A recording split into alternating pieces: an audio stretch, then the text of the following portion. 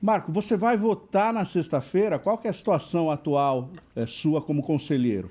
Então, eu voltei ao conselho, né? Eu pedi um afastamento de 2 anos, quando eu fui para o Figueirense, e também desiludido um pouco com a forma como iam as reuniões, a forma como São Paulo estava sendo levado.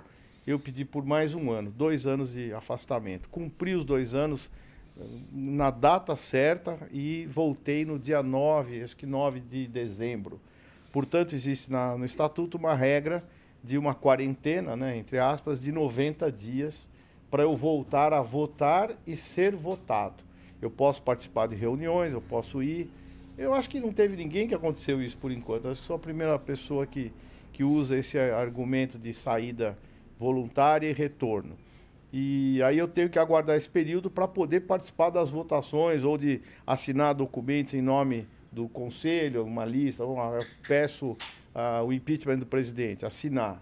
Eu me propus a assinar, mas fui orientado a não assinar, porque eu não estava no exercício da função legal de participação, de votação, de documental, vamos chamar assim. Então, em março, eu já estou absolutamente integrado ao Conselho, com votações e tudo mais. Então, você tá naqueles 5 que não vão votar, porque hoje são 255 conselheiros. Então, você é um dos 5 que completam os 260. É isso? Eu acho que sim. Tem alguns que estão adoentados, né, que estão fora do combate, infelizmente, né, por motivos de doença. Acho que só, não tem mais ninguém fora legalmente fora. E se fosse votar, você votaria como? É claro que votaria no impeachment. É claro que votaria. As pessoas não entenderam muito o que eu falei quando eu disse que o presidente teria que assumir seus compromissos, seus erros e tal, prosseguir, porque muitas vezes é fácil você renuncia e vai embora. E aí? Né? Aí fica quem? A diretoria inteira continua, é a mesma coisa. Tirar uma pessoa, né? Claro que o presidente é o pensador, é a pessoa que tem a caneta, que é responsável pelo clube, mas também tem conselho de administração, conselho fiscal, tem muita coisa que tem que ser analisado ali, diretor financeiro, não é um só, né? E às vezes saindo fica todo mundo, bom, agora acabou o problema. Não acabou o problema. O problema de São Paulo é a dívida absurda em 5 anos, é a forma como é conduzida a base, enfim, como são feitos os contratos, que são às vezes assinados antes de passar pelo Conselho, as reuniões que eram virtuais, que agora não poderia ser, teria que ser presencial, mas eram virtuais para quando fosse necessário aprovar aquilo que interessava à administração. Então, esse tipo de antíteses, né, é que a gente fica aborrecido e não pode entender que sejam naturais. E agora, mudando, se é que vai mudar, pelo menos começa a depuração do São Paulo, né? Eu lamento muito, eu acho que outro dia me perguntaram, eu era vereador, sobre o impeachment da presidente Dilma. Eu falei, o impeachment nunca é bom, é a falência de alguma instituição. Quando você tem o impeachment, seja do governador, seja da presidente, por órgãos oficiais, por votações, é sempre a falência do nosso sistema político, das pessoas que estão lá. É muito ruim, né? Mas às vezes muito necessário. Então eu lamento, mas é necessário. Na última vez que a gente conversou, foi logo depois da apreciação do Conselho Consultivo, né? Sim. Naquela primeira etapa, e você me disse que não te surpreendeu nem a ata do Conselho Consultivo sobre a permanência ou não do Júlio Casares no comando.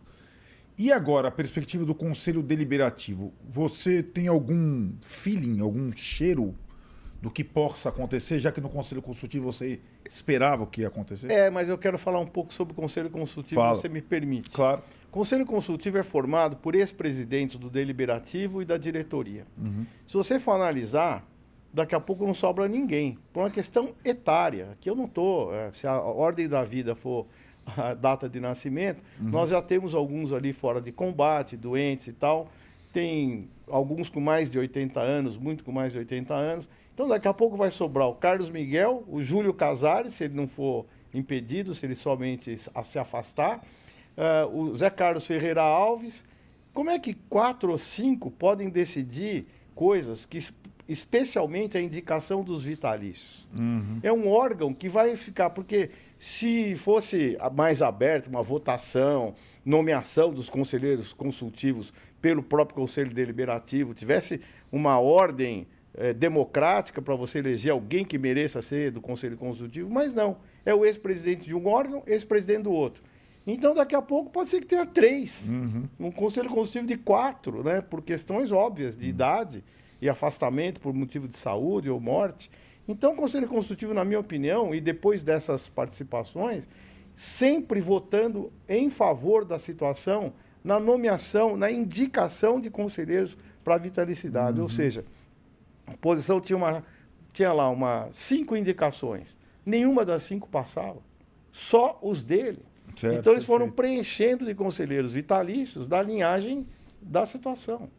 E óbvio que isso aí desequilibra o jogo. Desequilibra o jogo. Ao longo do tempo. Ao longo do tempo. Vai desequilibrando o jogo. Exato. Então, o Conselho Consultivo, que é praticamente a situação toda. Tem o Zé Carlos Ferreira Alves, que é a oposição, e o restante todos ligados a essas últimas gestões. Né? O Fernando Casalderri nem pôde apreciar que estava viajando. Desculpe, né? esqueci do Fernando, que ele estava viajando, tá, acho que nos Estados Unidos. Então, o Fernando e o Zé Carlos Ferreira Alves seriam 2 votos. Os outros todos ligados à atual gestão. Então, como que um consultivo pode se dizer isento se tem ligações ali? Né? Tem elementos da própria família sendo eleitos para o Conselho Deliberativo, né, por conta da máquina do social. Então, isso eu acho que a primeira coisa que o Estatuto tem que fazer é rever essa questão de número, de eleição do Conselho Consultivo, ou, quem sabe, ser mais representativo do que qualquer outra coisa e não ser decisivo na indicação dos vitalícios. Isso é a primeira coisa que eu acho. Ou até, eventualmente, extinguir o Conselho Consultivo. Não vejo por que a representação do Conselho Consultivo. Agora, quanto ao deliberativo, essa mudança de ser agora votação híbrida, lógico, abre muita expectativa de que pessoas que não estariam... Qual o problema? Por que foi marcado agora? Teria mais prazo para marcar? Numa sexta-feira de verão de janeiro. Para não dar quórum. Certo. É óbvio, eu não vou aqui fazer ilações, mas é o fato, né? Mas, Marco, não eram 30 dias a partir da notificação do pedido? Sim, e foi feito antes. Foi feito antes do prazo. Mas é 30 dias úteis ou corridos? Não sei, 30 dias, qualquer que seja. Não foi já... Assim, Eu acho que são 30 dias corridos. É porque se são corridos, Não, porque não é conta muito de perto. banco. se fosse assim, não podia adiar de quarta para sexta. Houve uma correria, o mais rápido eu possível. Eu acho que foi em 20 dias o que poderia ser em 30. É uma coisa assim. Estou falando um número aleatório, mas próximo da verdade. Então, procurou fazer o quanto antes. Para quê? Pegar o pessoal tudo viajando, né? Eu aprendi na política, se quer fazer alguma coisa, alguma maldade, né?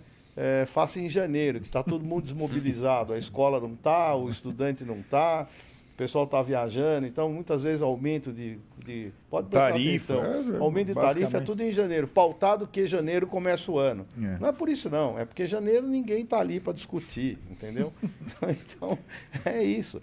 E agora, obviamente, nós vamos ter um número maior de participantes, que poderão lá, os idosos também, que às vezes não querem sair de casa, tem medo de alguma manifestação, tem tudo isso. E agora vai ter o quórum necessário para aumentar um pouco a força da oposição, ou eu nem gostaria de falar muito oposição, mas das pessoas que desembarcaram e a oposição. Acho que seria isso. Marco Aurélio, o que vai acontecer na sexta-feira? Júlio Casares vai, quando chegar meia-noite, ele vai continuar presidente do São Paulo ou não mais? Eu não sei. Honestamente, eu não sei. Por quê? Houve mudança liminar, diminuiu o quórum. Vai poder votar online. Vai poder votar online. Tem muita gente desembarcando.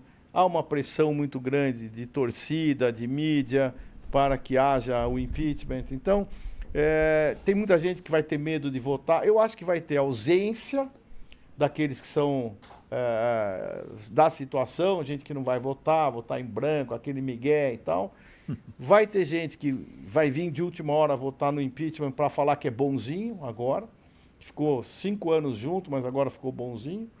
E vai ter uma maciça presença dos oposicionistas para conseguir o impeachment. Então, eu acho que qualquer coisa que acontecer vai mostrar uma insatisfação brutal. Havendo impeachment ou não, vai haver uma clara decisão da comunidade são paulina que não dá mais para continuar. injusto, não provou. Provou, sim, está muito claro. Tem indícios que não precisam de provas, são muito claros, né? E, obviamente, não são verdades, mas falam muito, né? Então, aí fica na mão, obviamente, de polícia, dessas questões bancárias e tudo mais. Mas, moralmente, a gestão faliu. Você vai incutir um abandono, né? Um abandono. Você vai lá na Barra Funda, um abandono. Financeiramente, um fracasso total. Então, não é mais se aconteceu isso, aquilo, se houve desvio, não houve. É a falência moral da gestão ruim. Então, é necessário mudar. E eu lamento, mas é necessário. Você é conselheiro de São Paulo, mas se fosse conselheiro do Casares, qual o conselho para ele? Cara, se eu fosse conselheiro do Casares, ele não teria feito o que fez, tá? Ou então deixaria de ser o conselheiro. Mas eu acho que ele vai lutar até o fim, sabe? Eu acho que mas ele é muito... Mas o seu conselho não seria esse? Não seria. Seria, dá um tempo, cara. Renuncie. Renuncia.